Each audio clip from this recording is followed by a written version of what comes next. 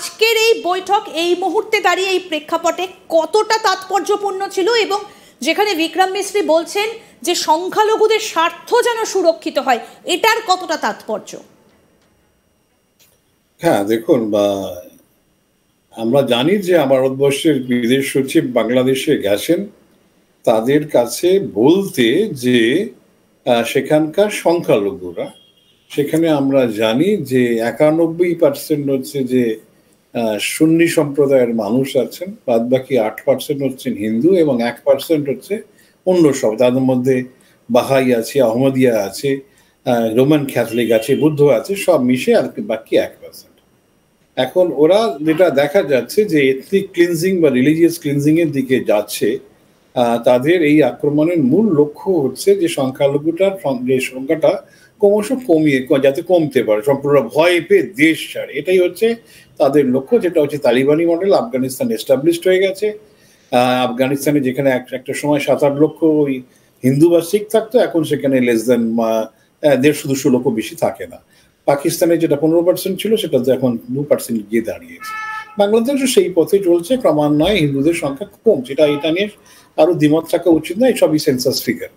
এখন ব্যাপারটা হচ্ছে যে ইউনুসকে যারা বসিয়েছে, উনি নির্বাচিত হয়ে আসেননি, যারা বসিয়েছে তাদের লক্ষ্য হচ্ছে যে কি করে এই যে হিন্দুদের বা সংখ্যালঘুদের কি করে সেখান থেকে সরিয়ে দেওয়া যায়, ভয় পাইয়ে দেয়, যারা যাতে আর রাজনীতির ময়দানে দেশের কোথাও যাদের সেভাবে না থাকতে পারে, সেটাই হচ্ছে এদের লক্ষ্য এবং সে পথেই তারা চলছে।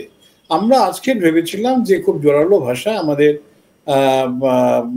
পররাষ্ট্র সচিব বিক্রম মিস্ত্রি সেটা বাংলাদেশকে জানাবেন, নিশ্চয়ই জানিয়েছেন। পররাষ্ট্র যখন দপ্তরের লোকজন একে অপরের কূটনৈতিক ভাষায় কথা বলে, তখন তাদের ভাষার ইয়েটা আলাদা। আমরা যারা সাধারণ মানুষের হয়ে কথা বলি, তাদের একটা আবেগ অন্যরকম, ওনারা অন্যভাবেই কথা বলেন। ওরা সবকিছুই হ্যাঁ ঠিক আছে ঠিক আছে এরকমই ওদের বক্তব্য। আর যে স্টেটমেন্ট যেটা বেরিয়েছে সেখানেও ঠিক তাই, হ্যাঁ খুব ফলপ্রসূ হয়েছে।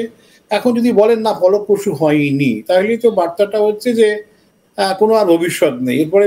হ্যাঁ, আলাপ আলোচনায় যদি ভবিষ্যৎ না, আলাপ আলোচনায় কিছু না ঘটে, পরেরটা তো অন্য ধরনের ব্যবস্থা না, নিষেধাজ্ঞা, মারামারি, এসবই ব্যবস্থা। সুতরাং তাদেরকে সবসময় বলতে হয় যে ফলপ্রসূ হয়েছে এবং ঠিক আছে, ভারত যে আশা করছে এটা ইন্টারন্যাশনাল অডিয়েন্স সারা বিশ্ব বুঝবে, ভারত আশাবাদী, যা ঘটছে তাতে ভারত আশাবাদী, এটা সবাই বুঝবে। স্যার, তাহলে আপনার কি মনে হচ্ছে যে আলোচনাটা ফলপ্রসূ হয়নি?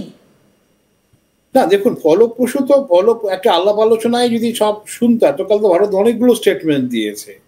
ভারত এর আগে স্টেটমেন্ট দিয়েছিল, এমএ তরফ থেকে অফিসিয়াল স্টেটমেন্ট দেওয়া হয়েছিল যে চিন্ময় প্রভুর হ্যাঁ বিচার সঠিকভাবে হচ্ছে কিনা আমরা শোনাই কি বলেছেন আজকে এই বৈঠকের পর, একবার শোনাবো।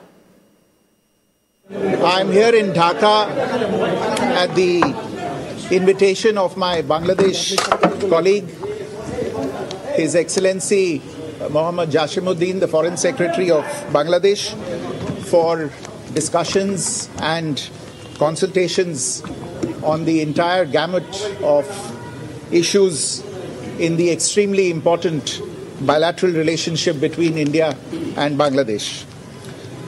Since the political changes in Bangladesh in August this year, there has of course been contact between our leaderships.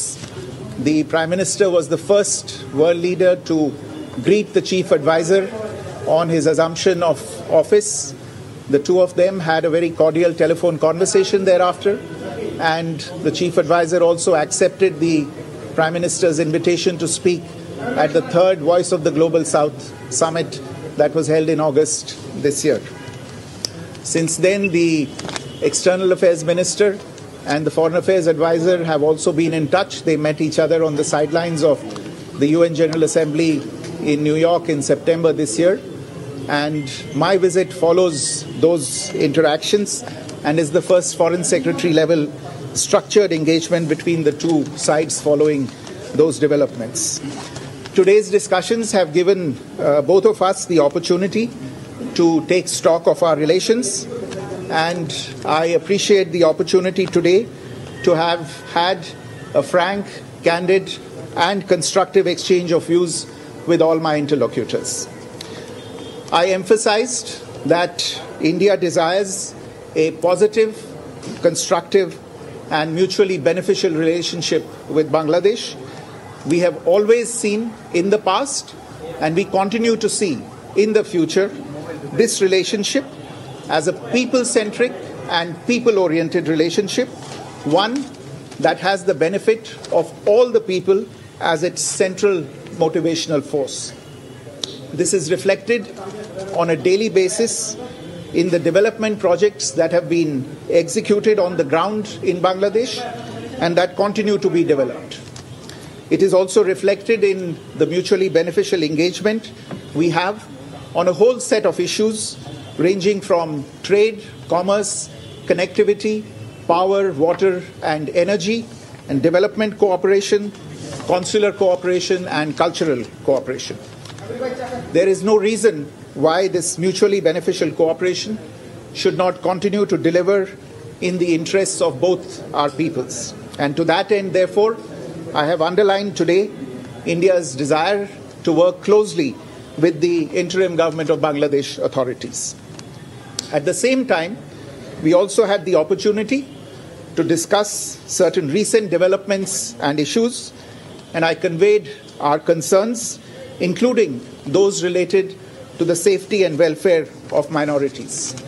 We also discussed some regrettable incidents of attacks on cultural, religious, and diplomatic properties. We expect overall a constructive approach on all these issues by the Bangladesh authorities, and we look forward to moving the relationship forward in a positive, forward-looking, and constructive direction. Thank you all very much.